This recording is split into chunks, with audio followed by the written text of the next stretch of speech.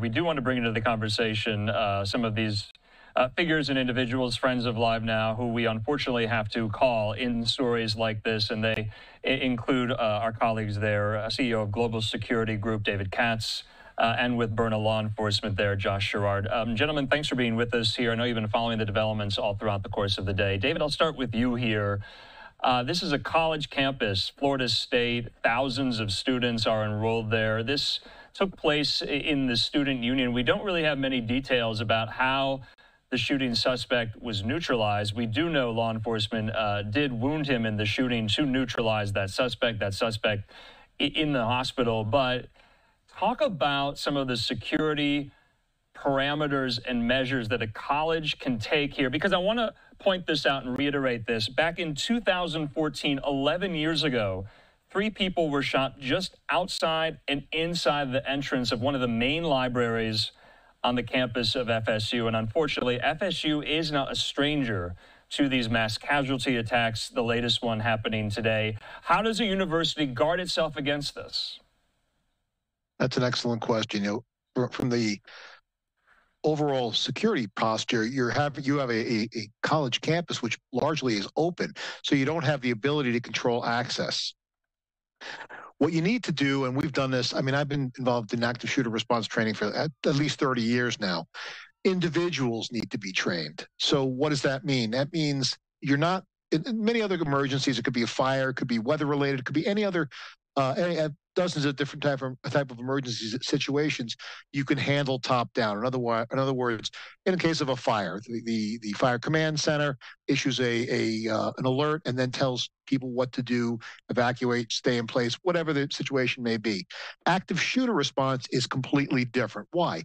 Because without exception, the people who have the greatest amount of instant information are the ones who are immediately adjacent to the incident.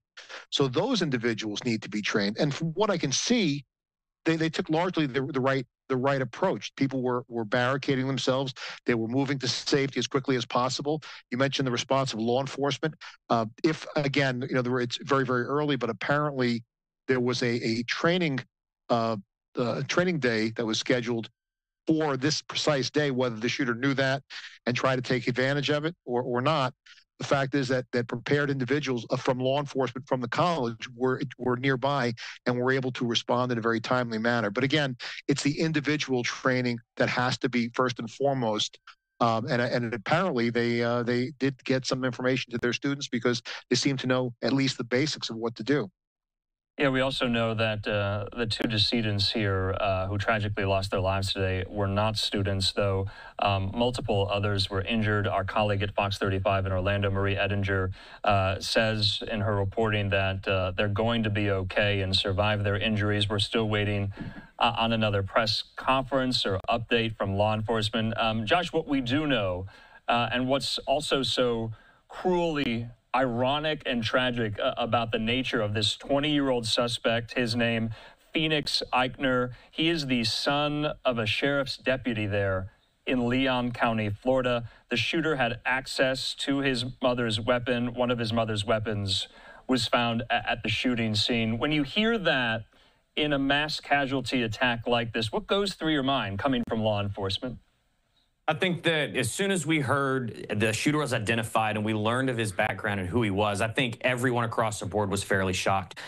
Since Columbine, really, we have, in law enforcement, had a dedicated effort to try to identify precursors, try to identify signs in some of these kids that would make them a larger target or a larger instance of becoming an active shooter. And every time we think that we have identified some commonalities, we have a shooting like this, where we have, a seemingly a kid or a young adult that had a seemingly good upbringing and has parents and they're involved in their life, but that just tells us that the signs that we've been looking at are just completely inaccurate and completely incomplete. Over the next few days, we're going to see a lot, and we're going to learn a lot about the upbringing and the relationship in the family, and how he interacted with his parents and with his mother, and how involved in his mother's job and involved in the police department he was. And that's going to help us learn in the future of some other things to look for. But unfortunately, this continues to be an extraordinarily elusive topic of trying to identify these precursor signs so that we can get a grasp on this before it happens. You know, David, we were talking here amongst ourselves in the newsroom, and if your parent works for a law enforcement entity and you take one of their weapons to go commit something like this, you know, how are the parents, or in this case, the mother here, the sheriff's deputy in Leon County, liable or responsible in some way, in some capacity here with regard to the weapon? I always ask you, the provenance of the weapon used in these attacks. We know this one here, David. Yeah, well, there's going to be a little splaining to do here, because a couple issues. Without exception, your issued firearm is your responsibility, and you're required to keep that safe when you're off duty. Now, I don't know if there was a home safe or some mechanism by which this officer was able to secure her firearm, but whatever the measures were not in place, the son had access to it. So that is completely unacceptable for no matter what the case is. Now, with respect to, Josh brought up a good point with respect to the signs, the warning signs that indicate a predilection for this type of violence. There have been a number of agencies, a number of psychological studies that have put out basically a list of things that are associated with acts of violence. So part of the training we do, as you know, is predictive. It's not 100%, but it is suggestive. So my thought is there's no such thing as a person who just snaps and perpetrates an incident like this. There are always warning signs. Some are missed, some are just ignored.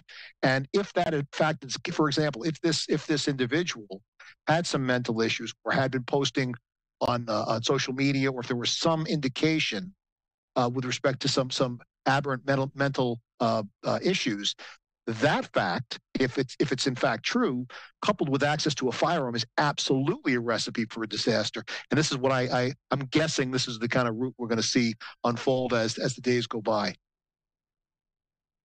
I just want to talk, though, about the warning signs, what you look for here. David, you alluded to the fact that, people don't just snap and walk into FSU's student union and begin this here, but they're so hard. They're not only hard to acknowledge and notice, Josh, but they're hard to report, right? Yeah, absolutely. And it's vastly different from a case where we see in K through 12 and middle school and high school than opposed to a college. It's such a different environment, and the surveillance is so different.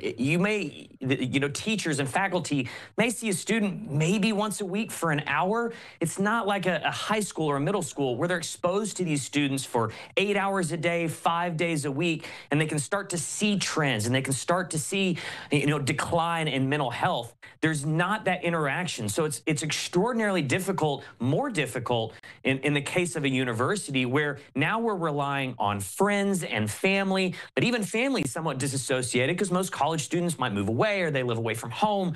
So even that becomes more difficult. So now we're talking about trying to identify signs with maybe some friends if they have a big social group, but even then it's extraordinarily difficult. And then what do you report, and who do you report it to, and how do you keep from crying wolf? Those are the really difficult answers, or difficult questions and difficult answers, especially when it comes to shootings like this where you have an adult that's actually perpetrating. I mean, David, I would imagine, though, in the course of this investigation, that the mother, the sheriff's deputy herself, will be interviewed, right? Without a doubt.